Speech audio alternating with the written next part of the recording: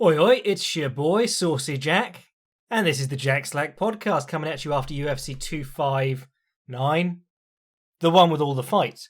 And wouldn't you know it, just as we were saying last week, wow, isn't it weird that they've got Jan Blachowicz as a 2-1 underdog, a lot of sites?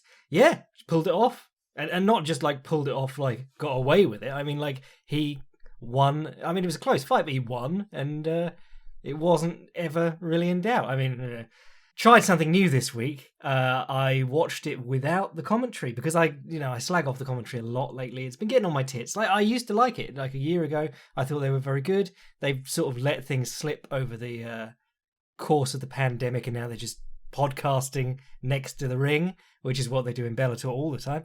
But I decided, no, I'll turn it off. And I saw a lot of people moaning about it, the commentary, but just to prepare you for today's episode, I'm not going to be dunking on them too much, or at all, really, because I didn't really listen to it.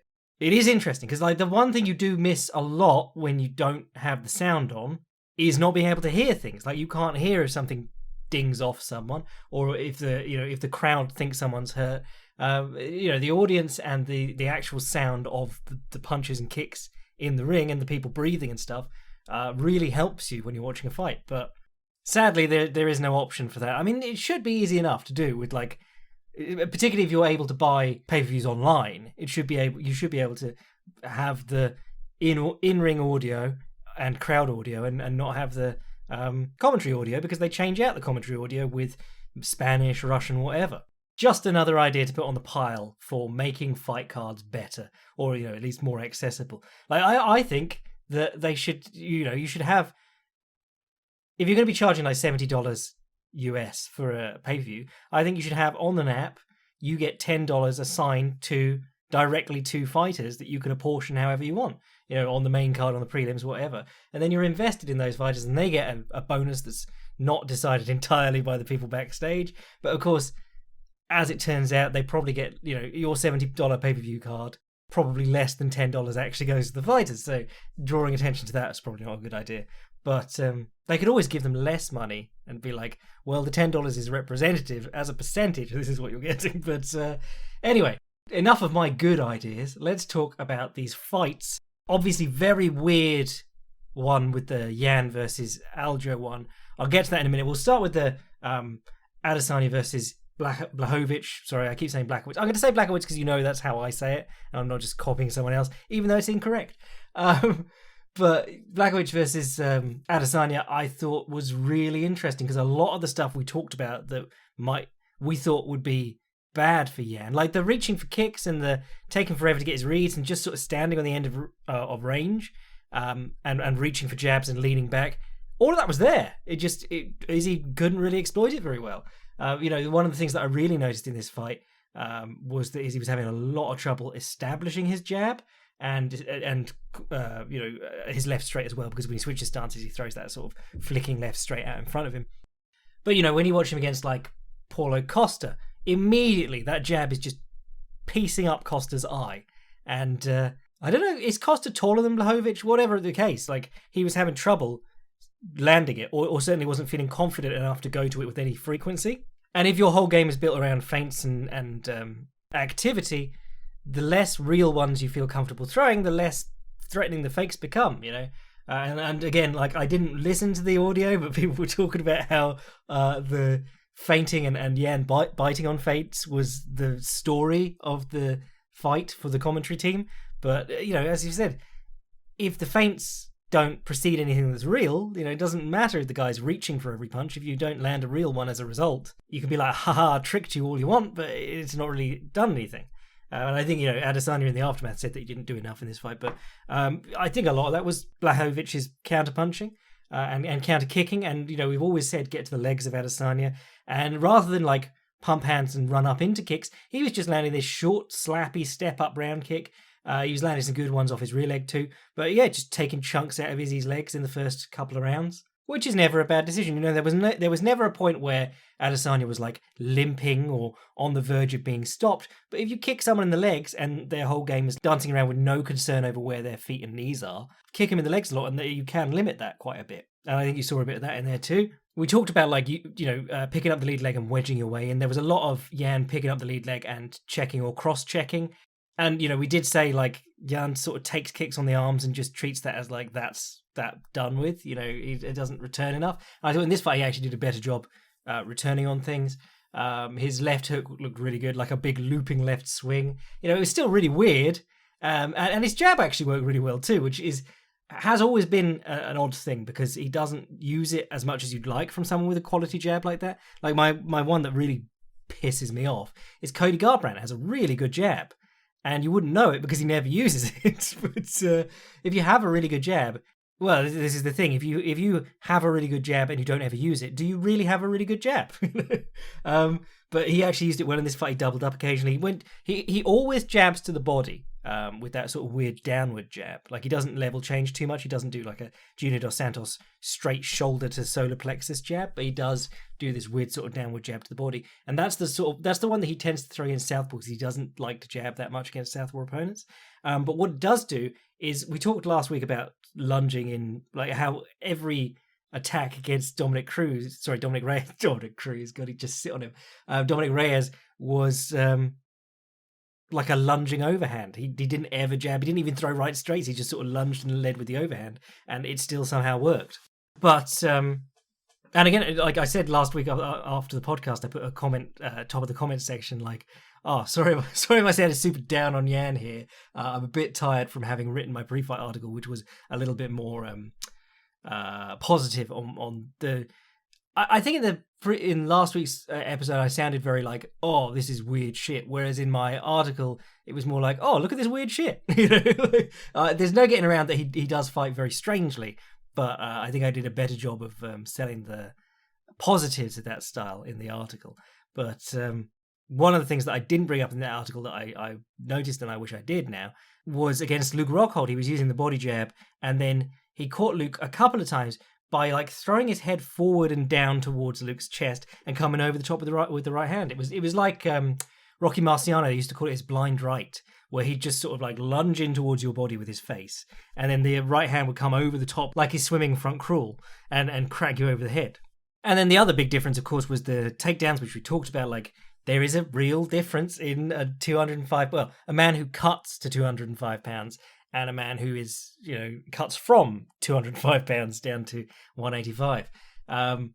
It does make a difference. And you saw that with Izzy on his back. Because, I pointed this out in either the article or the podcast. Can't remember where I said it. But there's, we'll get to see the difference between wrestling against a chubbed up welterweight in Kelvin Gastelum and a slimmed down heavyweight in Jan Blachowicz.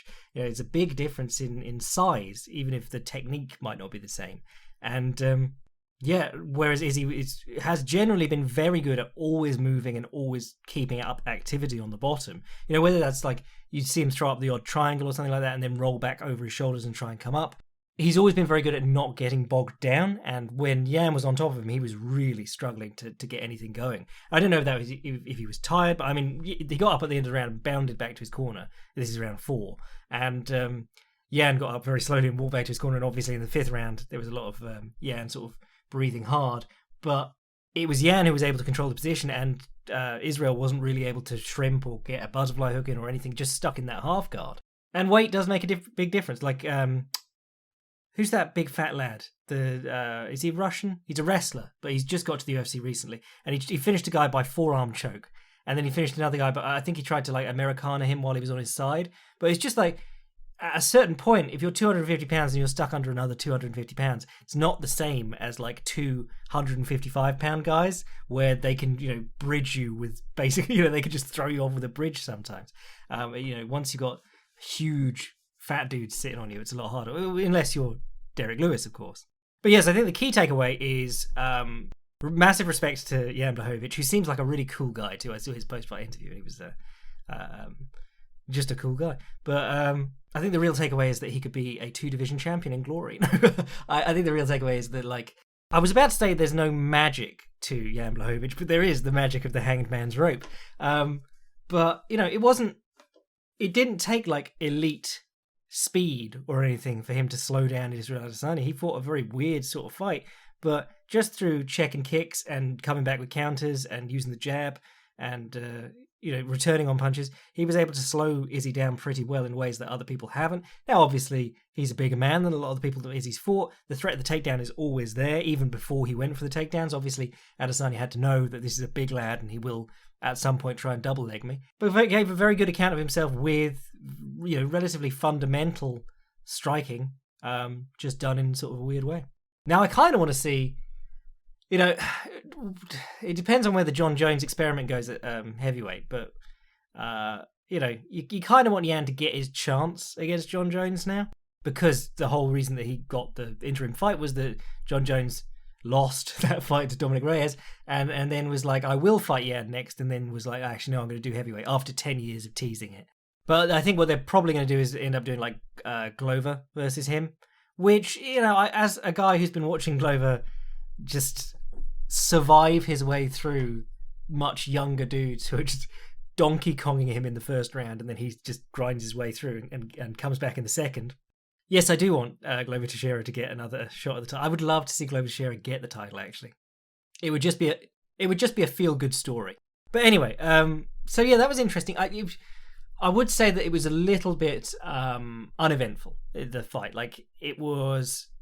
I think part of the reason that everyone got caught up in the commentary so much, and that the commentary, which again I didn't listen to, but got so fixated on, people get very angry about false narratives or whatever, or people, the commentators picking a narrative and sticking with it. And a lot of times that'll happen because there's not as much going on as you imagined there would be at that point in the fight. But I mean, having said that, I would watch it again. I remember while I was watching it being like, I am enjoying this a lot. It's like watching two guys spar for openings. They're just cautiously going after each other and trying to work out what they can get away with. But the real barn burner, the one that everyone was like, this will be a good fight, and it turned out to be a good fight, and it had a really weird ending, was Aljo versus Petr Yan. Really sad, because Aljo is now, I'm assuming everyone saw it, but the end was Petr Yan was sort of starting to run away with the fight. Sterling was slowing down. Sterling got caught on his knees, covered up. Referee said he's down, don't knee him. And Petr Yan waited a while and then kneed him in the face. And it was completely illegal. And a really good knee. I think that's the thing. Everyone was hung up on, like, is he faking? Is he milking this? Blah, blah, blah. But it was a really good knee, regardless of how you feel, And Aljo is deemed unfit to continue, and they give him the belt. And a lot of people, it's odd because you kind of think maybe no contest, but it was a flagrant foul and a deliberate foul, and disqualification is really the only option there. It just sucks because he now loses the belt on a DQ, which makes Aljo the Max Schmeling of the division, or Schmeling, however you want to say it. And then that's always going to suck for Max Schmeling too. Well, he's dead now, but that was something that Max Schmeling had to live with. Very, very good fighter, got to the world title picture, got dick-shotted to win the belt from my boy Jack Sharkey, who was easily the most hit and miss fighter probably ever. He's just brilliantly talented, but also a complete bum at the same time. Just one night to the next, you never knew who was turning up. But he gets the belt by DQ in the fourth round. Obviously, horrible way to win it.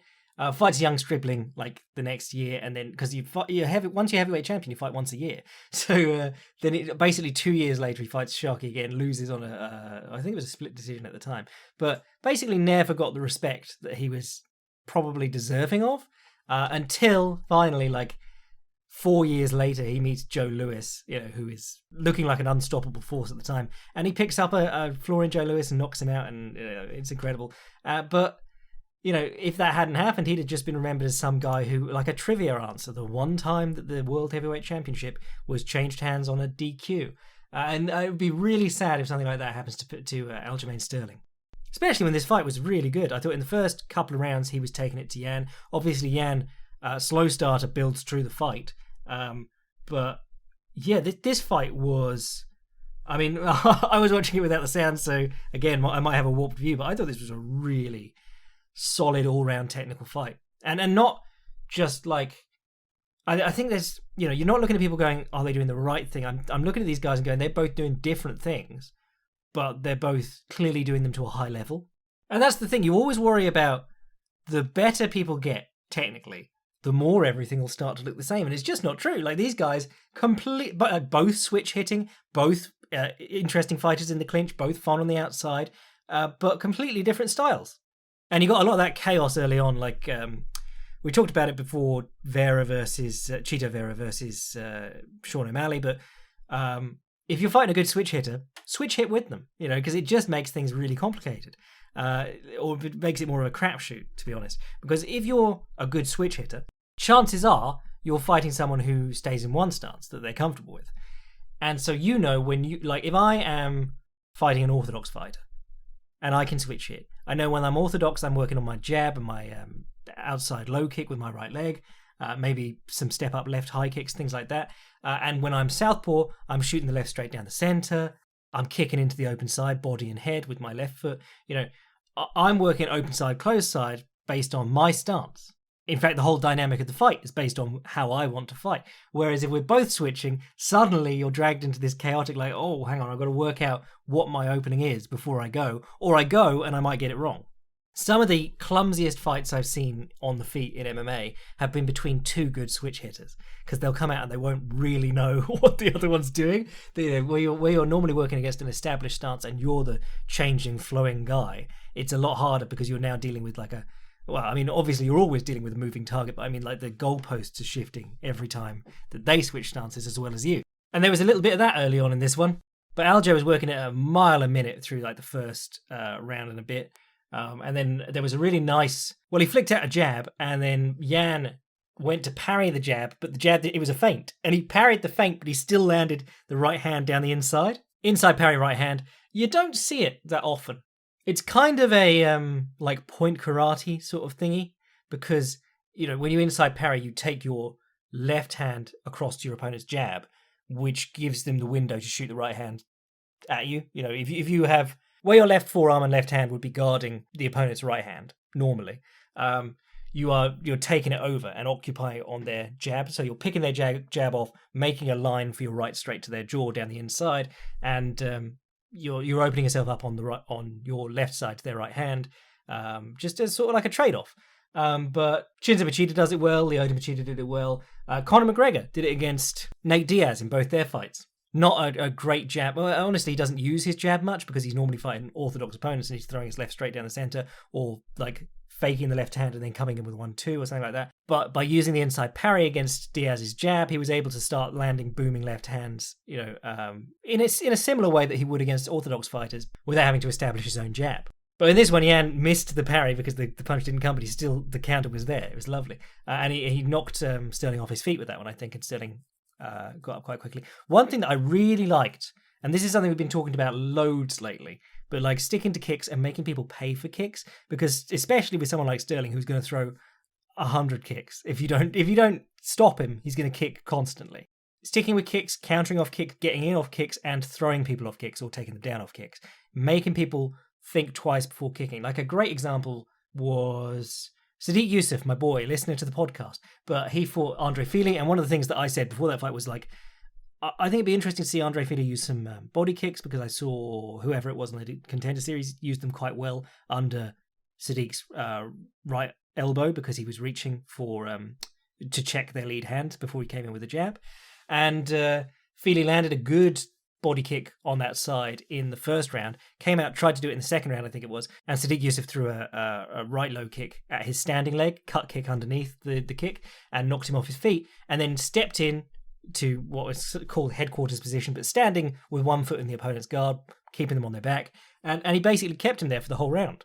And even if you don't do a ton of damage, or you don't get close to submitting someone, if they kick and you bundle them off their feet, and maybe you don't get a takedown scored technically on your statistics, they're still on their back for the whole round and losing that round, which is a great way to discourage people from kicking. And you see this with Yan, he does this quite a lot.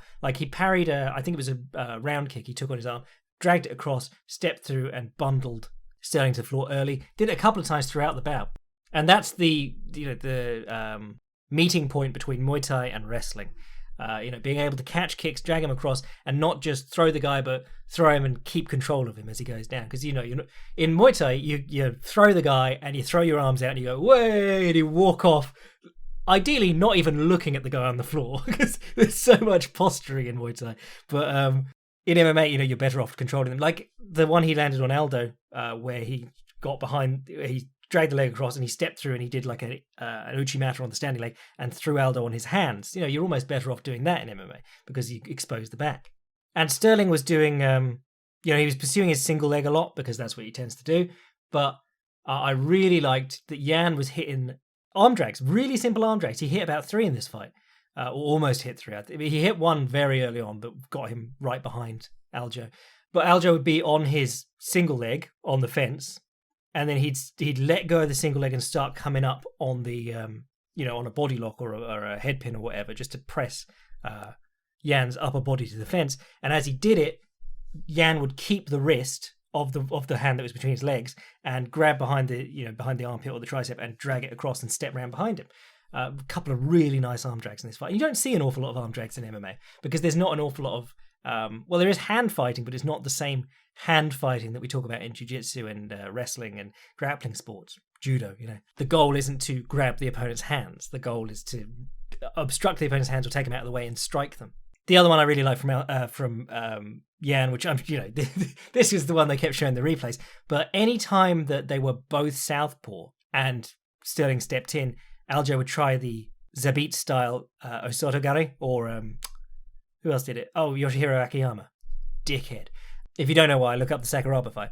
But that's sort of like out in the open Osotogari, which is really old school bare knuckle boxing. They used to love the old cross buttock, but very cool. And then he'd do it in the clinch too. Like if Aljo came into the clinch and Yan was already southpaw, he'd pull him forward so that Sterling's right foot came forward and he'd hit the Osotogari. He'd never hit it with his left leg forward, but it was really nice that he had that offensive option. Yan's just a fascinating fighter because I'm not entirely familiar with his whole background, but I knew he boxed for a while and then he went to Tiger Muay Thai and became this clinch fighting machine. And his kicking game's not bad either. But he's just taught himself to fight to a degree off both stances. There's a great piece of footage someone tweeted, which was, I think it was Volkanovski had stopped in at Tiger Muay Thai or Yan had stopped in at City Kickboxing, one or the other. But they were sparring together and it was just, quietly taken on someone's phone and they were just sort of, it wasn't heavy sparring, but they were just sort of tapping each other in the cage. And through the course of about 30 seconds, both of them used both stances at some point. And in boxing, that used to be like a cardinal sin. If guys did do it and did well with it, people would be like, well, they're an athletic freak, so they can get away with it. When really, if you get to a high level of fighting at all, you're probably some kind of athletic freak. Nowadays, you've got guys like Bud Crawford. Andre Ward used to do it. Loads of guys who use both stances to some degree. But as the fight wore on, you really, as Sterling slows down, he gets a lot sloppier. And there was a lot of turning his back when he didn't need to. And there were quite a few moments that reminded me of Uriah Hall versus Robert Whittaker, where the guy spins for a back kick and you just sort of step in and you're on his back. You're not on his back like double hooks, backpack position, but you have a back body lock. And Yan kept getting the back body lock over one arm. But, you can't let people do that for free. If you're a good fighter and you end up behind someone like that, you've got to try and mat return him or trip him to the mat or just, ride him for a bit, because you're winning there. Robert Whittaker against Uriah Hall, everyone was a little bit disappointed because it wasn't the banger that everyone expected. But Uriah Hall kept turning his back and Robert Whittaker would go, okay, I'll have that. You're now fighting for the next minute and a half with me behind you where you can't really hit me. And Sterling kept trying to do that. He kept in Muay Thai, they call it a Judas effect, where you step across and try and back up. That's a joke, actually. I'm gonna point that one out because there was a subtle one the other week that people thought I was just an idiot for saying. But it's Chris Jericho's finisher in AEW. But he did keep stepping across himself and throwing the back elbow as he came too close to in exchanges, and then Yan would be on his back or have. I keep saying have his back, and when you say have his back in jiu-jitsu, you mean literally back mount. But had his back as in was in a position of great advantage, and Sterling was having to fight his way out. One thing that surprised me early on was how well Sterling was doing in the clinches. He was doing some good work from a collar tie or a double collar tie, landing the odd knee, boxing in and out of there, handcuffing Yan with his combinations, because Yan does take a while. Well, I mean, I always say this, but it takes a while to get going. And he does a lot of, how I accused Błachowicz of taking too long to get his reads. Yan takes a while to get his reads, but he really does get them. He'll let the guy work a little bit, and then he'll go, okay, now I know. And you saw that with the counter right hand. But Sterling was doing a good job of handcuffing him with the strikes, and then trying to land a knee from the collar tie or into the clinch and land knees from there. I thought that was good. Like I said, didn't have the commentary, but I thought Sterling gave a good account of himself through the first couple of rounds, and then really Yan started to come on third and fourth. Sad we didn't get the fifth round. I mean, obviously they'll do the rematch, and honestly, it's going to be quite interesting because now they both know each other a bit more. It's like having 6 months to prepare for round 5. It's going to be interesting when they meet up again. It does sort of bum me out, the stuff that's happening with Aljo now, because he didn't want the belt in the cage, and then he took clearly someone encouraged him to take a photo with the belt on his IG, and now everyone's like, oh, paper champion, blah, blah, blah. Rather than, damn, didn't he have a good fight with Petr Yan? That was really interesting. Shame it got cut short. And with Yan, I thought he was going to win. I thought he was taking over the fight, but I kind of struggle to sympathize with people who, I mean, how long has he been in the UFC now? At least 5 years, and you don't know the rules of the organization. And obviously, a downed opponent is one that they do keep fucking around with. Each change of the rules for each different place, they're like, we're using the so-and-so knee down rule. But his knee was on the ground, and the ref was telling, I mean, obviously, you could be like, well, he doesn't speak English, but if in doubt, why? That's the thing. Eddie Alvarez, when he got stood up against Dustin Poirier, because he had the sort of double grapevines on the cage wall, and he couldn't really strike effectively. So his coach, who's very famous, but his name is eluding me at the moment. Hold on. I'm not going to remember it. But he's literally in the background going, elbow, and miming the downward elbow. So Eddie Alvarez downward elbows him in the collarbone, doesn't really have anything on it. It's not going to stop Dustin Poirier, who will take a baseball bat to the head. But it does mean that he loses the position and has to stand up. I mean, that can't work out if that's worse or better, because you're doing an illegal strike for no benefit and you're getting stood up, versus you're doing an illegal strike for huge benefit, but if you knock him out with the strike, you will definitely be DQ'd. So I mean, if you've been fighting in that organization for that long, you should know the rules, or you should have at least enough doubt to be like, maybe not. So what else was on this card? Fucking tons was on this card. Nunez versus Anderson. God, I've seen some fucking awful takes on this, because I was like, well, a lot of people were like, can we just close the division now? Because it is a joke. It's just running up Amanda Nunez's numbers for no reason. She's already the best woman in the world over 135. That should just be it. That's make it women's heavyweight if you want to. But what they're doing now is literally the equivalent of, say, what does Stipe weigh, 250? So if you made a 265 plus division, which the UFC seems not to want to do, they don't want to make their the fact that they have a cap on heavyweight seems to be because they would be so embarrassed by the people who showed up otherwise.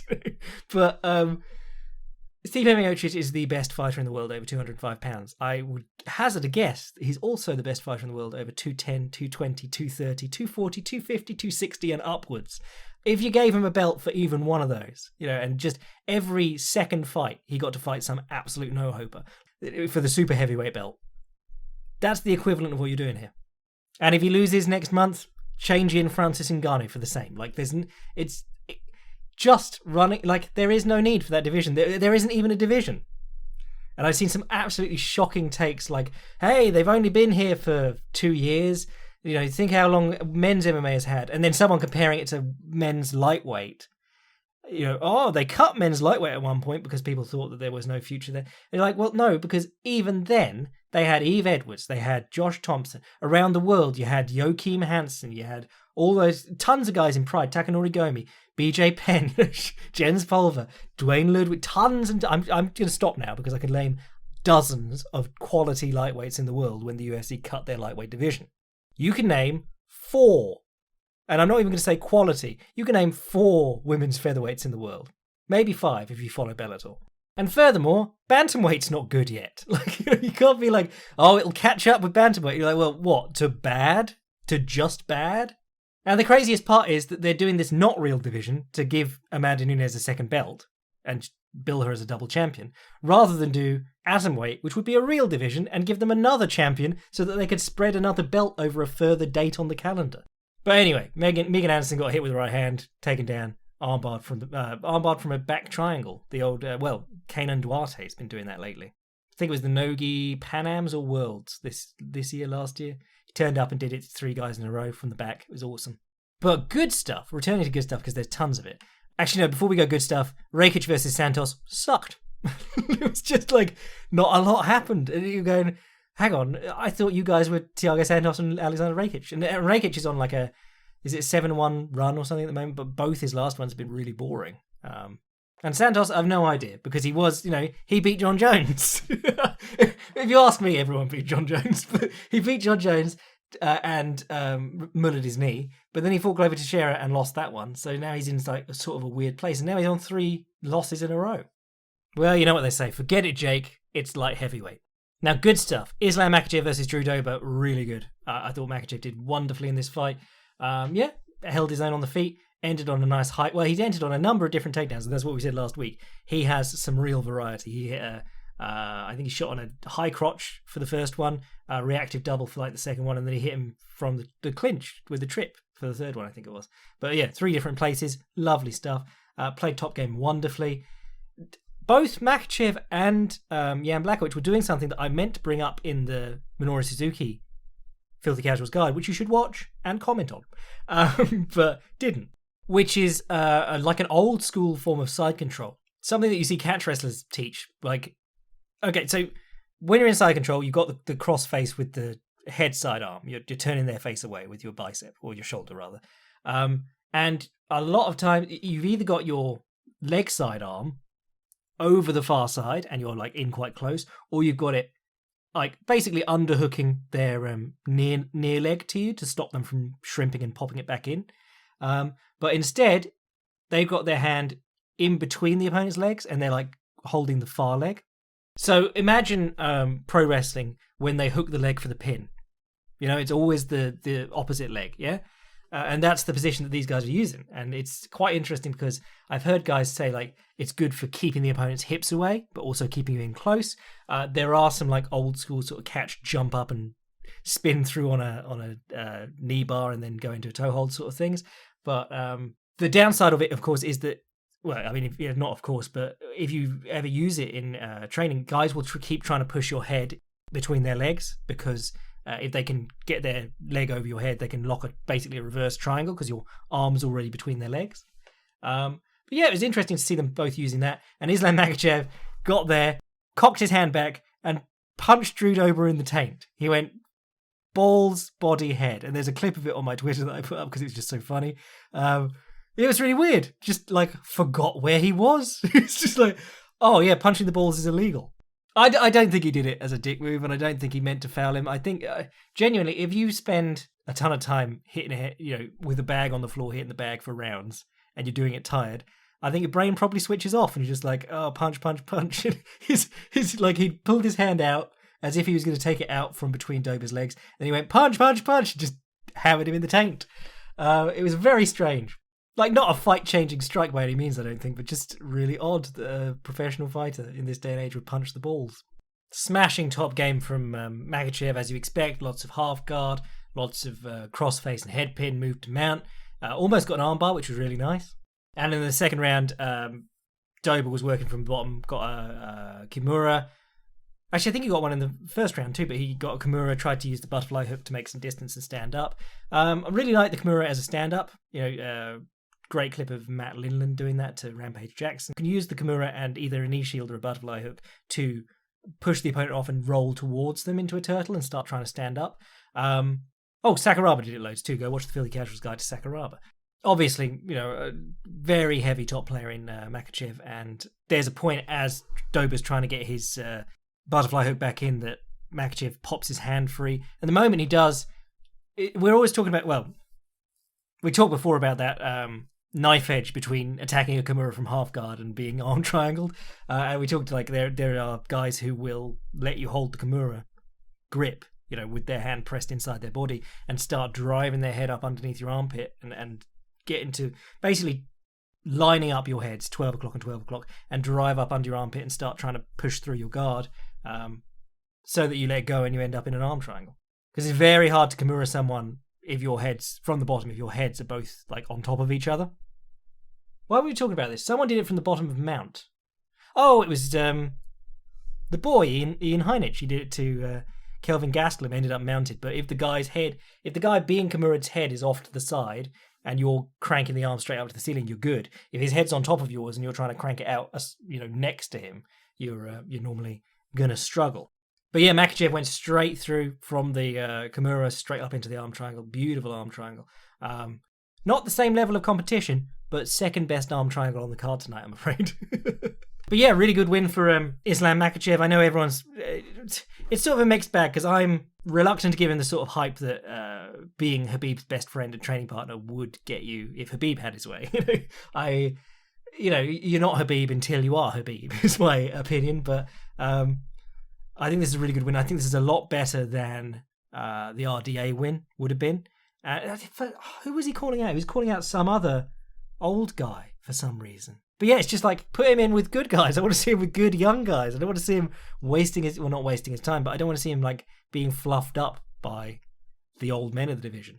Rough for Dober, but he's basically got a job for life at this point. Well, until he really hits the slide, because he's such an entertaining fighter and he's good enough to knock out most people in that division. He's also astonishingly handsome.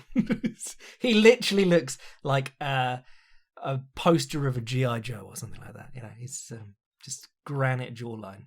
But the other good arm triangle on the card, good segue here. Sean Brady versus Jake Matthews. I thought this was really good. Sean Brady, I thought, he was doing decently on the feet. And then once they got to the mat, he was doing terrifically. He was doing basically all the modern cage work stuff, sitting on one leg in the half guard, catching the far arm as the opponent sits up, folding him down, the Dagestani handcuff, whatever you want to call it. But the switch off between that and the arm triangle was lush. He had him folded down on the far arm, and Matthews swung his arm and tried to turn to his belly, and he just caught the arm triangle and flattened him back out. It was lovely. But he'd been doing great work up against the wall up to that. He got the double grapevine, sitting on the ankles, and he hopped up and almost got a guillotine off it, which was very impressive. But yeah, just smothering stuff from Brady in this one. Only downside, his tattoos look like one of those very loose neck jumpers that weird gym dudes wear, where it's like, are you even really wearing a top? But his leg tattoos, on point. Other ones I said I was excited for, Dominic Cruz versus Casey Kenny. Yeah, this was good. It was interesting because Dominic Cruz looked a lot slower than he has. And Casey Kenny got the memo about low kicks, but didn't get the memo about kicking the back leg because he came out and he was trying to kick the front leg all the time. Dominic Cruz is just pulling it back. When he did have success was when Cruz kicked, he'd parry it down to the mat and kick the leg anyway. But if you're just kicking for the lead leg, Dominic Cruz is going to pull it back and then come back in again. That's what he does. Whereas Henry Cejudo pressured him towards the fence, feinted him into stepping back, and then kicked the trailing leg.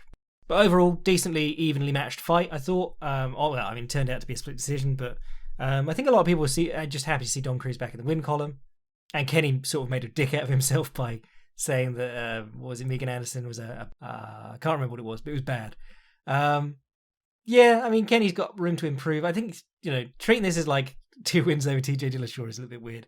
Dillashaw was a much crisper, more powerful striker with more variety, but did not have a good game plan when he fought Dom Cruz. Casey Kenny had sort of a game plan, but was less threatening with, less threatening a hitter, less combinations, less clever setups. And Dom Cruz's wrestling really came into its own in the last 2 rounds.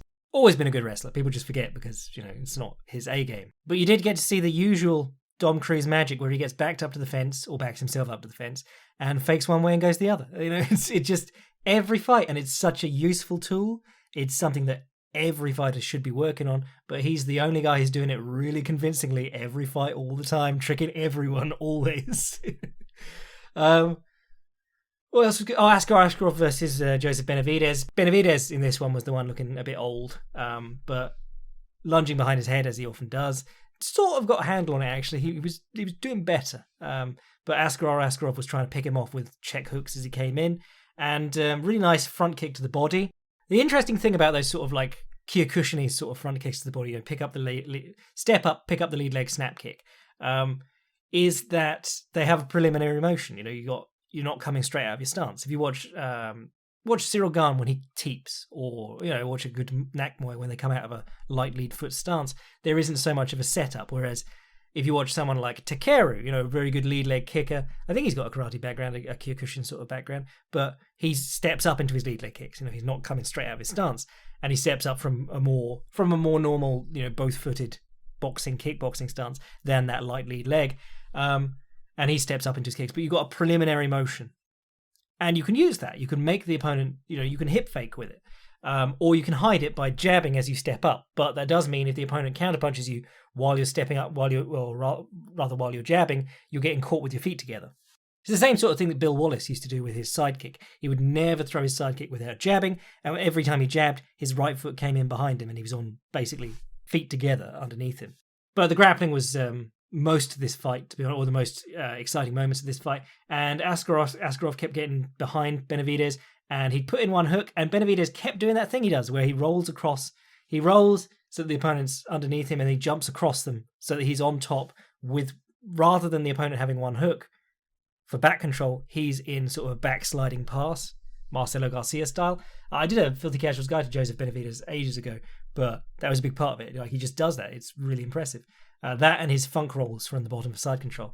But Askarov was doing a great job of staying on him. Anytime he was on his back, both him and Petr Yan in the main event, whenever they were behind their guy, they just kept giving them a little hip bump and throwing their hips forward, putting them down on their bum, rather than trying to sweep them clean to or throw him clean to their back. He's a guy who is a lot more dangerous on the feet than his record suggests. I think he's got like 2 knockouts ever. Oh, he's got 3 or 4. But, a lot of submissions and decisions. But his hands have been pretty good in his last couple, I thought. And I really like that front kick. He did turn it over at one point in sort of a question marky kick, but it wasn't very convincing. You almost have to, one of the things that Alisani is so good at is you almost have to, slowly start to extend the front kick. You pick it up for the chamber, and then you start to extend it, and then you just turn it over at the hip and knee. It's one of those techniques that benefits from not being done full speed. And that's something we talk about a lot, like feinting. If you're feinting with someone and they don't have the reactions to keep up with you, you kind of have to slow down to their level, to their speed to get them to bite on things. Kai Kara-France knocked out Rogerio Batorin.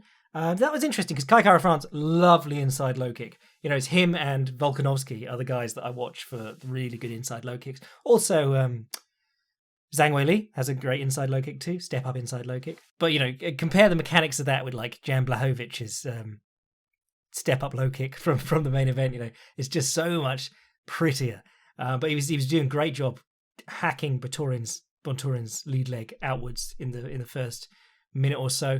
Batorin pressured him to the fence, switched to southpaw, which I liked, and then threw a left straight and a left round sort of hook, but swing really, as Kai Kara-France was circling along the fence, got in, took him down, did some really good work getting on his back and threatening really well, but then just slips off in the last 20 seconds of the round, and as they come up, you sort of got the impression that Bontorin was like, okay, Bell will go any second, and Kai Kara-France moved in, hit him with the right hand, framed off his face, hit him with an uppercut, put him down on his face, and then just another classic Herb Dean moment where he waved it off but then didn't really make it clear, and Kai Kara-France did a lap of the ring celebrating, came back around and thought they were still fighting and that he'd been like Huzamar Palhares or Anderson versus Michael Bisping. And almost tried to fight again, and Bontorin was like, let's go! And Herb had to step in and go, oh no, I did stop you actually. Someone put up a clip of that Amanda Rebus one again, and I forgot. That was fucking ridiculous. Where he basically gets on top of them and is falling over them, and the girl gets off, and he goes, no, I didn't stop you. But there was a really horrible stoppage on this card. Who was that? Oh, that was Uros Medic versus Alon Cruz. Yeah, these two just came out and swung at each other. I thought they were like middleweights because they're really gangly long guys and they're fighting quite sloppily in the UFC. And it turns out they're lightweights, and I was going, can't imagine you guys getting far in this weight class. However, Medic is clearly going to win the world title now that I've said that. But the beating Cruz had to take before, I think it was Mark Smith waved this off. And I remember, Mark Smith has been doing all right lately, but he always has that one that I just remember, which is Drew Dober versus Nasrat Haqparast. Dober knocks him down with a good counterpunch. He falls on his face. Dober hesitates a second.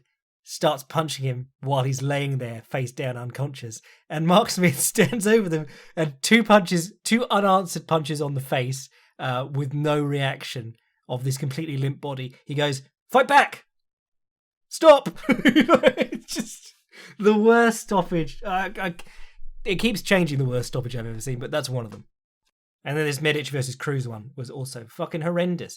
He just took a ton of punishment on the floor. I didn't have the sound on, like I said, so I couldn't hear what the commentators were saying. But yeah, Cruz took about 20 punches that he didn't need to, got to his feet and was wobbly, took a right hand on the chin and crumpled to his knees again. And that's the moment where the guy jumps in and you go, well, that was a bit late. But Mark Smith just let them keep going and then stopped it. It was just insane. Kennedy Nzechukwu versus Carlos Ulberg.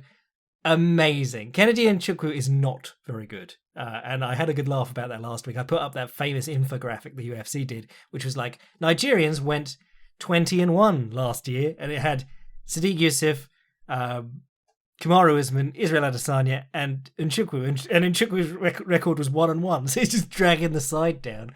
And I was joking before he got into this fight that Israel Adesanya hadn't fought yet in light heavyweight, but Kennedy Nzechukwu has managed to be the second best Nigerian in the light heavyweight division when there aren't any other Nigerian light heavyweights, and the second best one on the card. And there were some great responses from super proud Nigerians too. If there's bad English fighters, when Andy Ogle was getting knocked out every week, you could accept it and have a bit of a laugh. But this one guy who described himself as a Pan-African was actually, we believe he beat Paul Craig. It's just great. But Nzechukwu, covered up. Ulberg was working him up and down, low kicks, bodywork, punches to the head. Kenny Nzechukwu's just got his hands on his head, taking blows and throwing back punches to the head that didn't have an awful lot of stank on. And then at some point, Ulberg stops throwing body shots and leg strikes and just starts trading head punches. And then he gets tired and falls over. So Kennedy Nzechukwu actually Homer Simpsoned him. And then if you look at the UFC stats or the fight stats or whatever, fight metric, whatever they're called now, he threw 98% of his punches to the head because once he accidentally slipped and punched him in the chest. So it's just, awful fighting, but big heart from Nzechukwu, so good for him. Tim Elliott versus Jordan Espinosa was pretty uneventful, except for Tim Elliott accusing him of choking a woman in 2018, midway through the fight, which I had to go back and turn the sound on for once people told me about it. But otherwise, yeah, it's all right. I thought Tim Elliott was looking way younger with his hair and his beard on point. Actually, on the subject of hair and beard, I was watching a load of Gordon Ryan this week, and I was thinking that during the main event and the Makachev fight, how interesting the half guard dynamic has become, and particularly in Gordon Ryan's bouts, he will force his way to half guard with the opponent having double underhooks, and he'll flatten them out with his hips.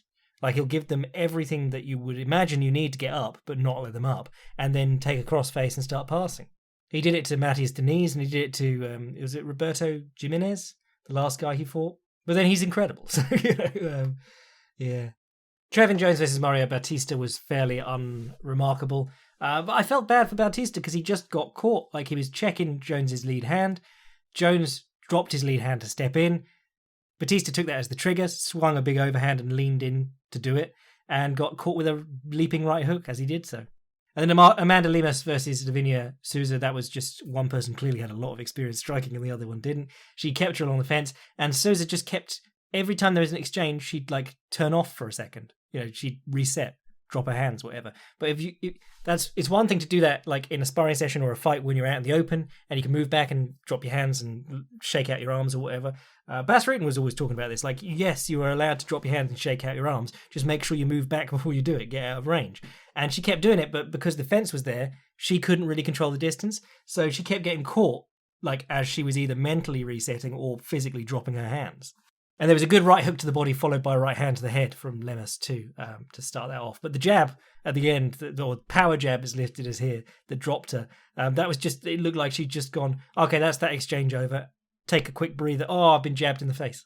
And then the last fight that I watched, and the last fight on that card, is Kyla Phillips versus Song Yudong.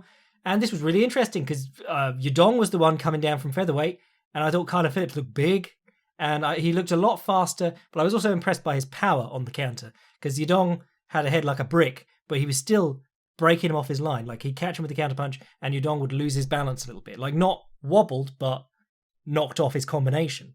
There are a couple of cool moments in this one, like he was throwing overhands as Yudong stepped in, and Yudong was trying to catch him with counter uppercuts. So he then threw one, and the next time he mimed to do it and threw a head kick instead and tried to catch Yudong with his arms down, uppercutting. There was a lovely back kick off the fence, which was like that John Jones innovation that everyone does now. Alexander Volkanovski used to do it a lot. You push the opponent to the fence, you pin him with your head, you shrimp, you limp your arms free, so that you're just pressing into them with your head and chest or shoulders, and then you turn through for the back elbow. But he managed to do it with a back kick, which was very impressive, especially for being a very tall, long guy against a shorter one. And really, this one just changed my mind on Kyla Phillips, because last couple of times I saw him, I thought he was a lot of flash, and the substance was pretty limited. Like, I thought it was very basic. I thought the flash didn't do a lot, and what he actually did effectively was just very bare bones. But in this one, he showed not only flash, but effective stuff, and a bit more variety, and really a lot more with his hands than I'd seen previously. And there was a lovely, Yudong got put on the bottom, and he did a lovely little deep half entrance to get out. It was really nice. So that's the card. I rambled about that for about an hour, so I won't bother doing the questions today, but we're going to be back later in the week because we've got really interesting matchup between Leon Edwards and Bilal Muhammad at the weekend, with some other dog shit on that card, like Serkinov versus Span, Rothwell versus Philip Lins. But you do have Dan Ige versus Gavin Tucker. Sadly, not Dan Ige versus Ryan Hall, which we were hoping for. Angela Hill's on the card. Manel Cape's back, rebounding quietly. So tons of stuff. My boy Hani Yaya is going to do some grappling stuff as an old man. Lots of interesting stuff coming up next week. And I've got to say, really enjoyed that event. Not for the reasons I expected. Well, Aljamain Sterling versus Petr Yan turned out really fun, as expected. But Adesanya and Bluehovich was a slow burner. We all expected the co-main to be trash anyway. So yeah, it was a bit odd. But all the stuff on the card that was looking interesting was interesting for various reasons. Islam Makhachev's looking like a really hot prospect. So lots of fun to be getting on with. Anyway, I'll do some questions next episode because we're way behind on those. So if you want to send an email and give me even more to work with, jackslackpodcast@gmail.com. If you want to read the articles, get the extra history episodes, support the podcast, support your boy, and help him recoup the losses he made on betting on a draw. I bet 96p on the draw, and I felt quite bad about it afterwards because I realised that I was about to cause an economic downturn if it came true. It was something like 800 to 1. But yeah, get on the Patreon, that's what I was saying. And if you want to see what I'm writing anytime, fightprimer.com. I'm your boy, Jack Slack. Cut this damn women's featherweight division and send them to Bellator where they actually seem to care about that division. Bless.